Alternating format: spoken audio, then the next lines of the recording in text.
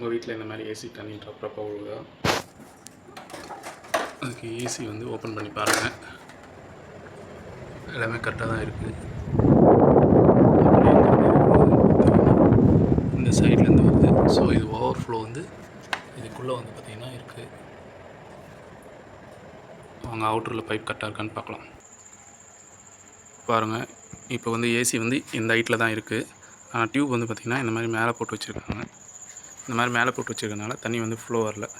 So நம்ம இதை கீழே இறக்கிட்டோம் அப்படின்னா தண்ணி ஆட்டோமேட்டிக்காக கீழே வந்துடும். எப்போவுமே வாட்டர் ஃப்ளோ வந்து கீழே தான் இருக்கணும்.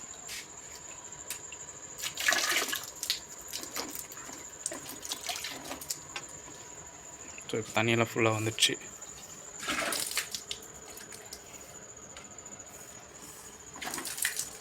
அவ்வளோதான். இப்போ நம்ம போய்ட்டு பார்க்கலாம் லீக்கேஜ் ஆகுதுன்ட்டு. இப்போ வந்து பார்த்திங்கன்னா தண்ணி வந்து ட்ராப்பாக வந்துருந்து. இப்போ வந்து வரல சுத்தமாக. ஸோ தண்ணியோட ஃப்ளோ வந்து கரெக்டாக இருந்துச்சுன்னா எந்த பிரச்சனையும் இல்லை.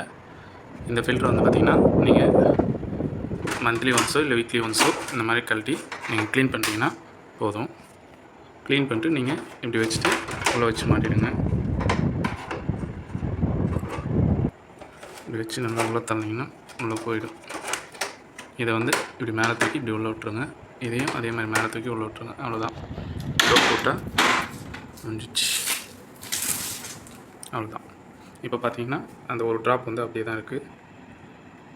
பாருங்கள், தண்ணி வந்து லீக்கேஜ் ஆகலை.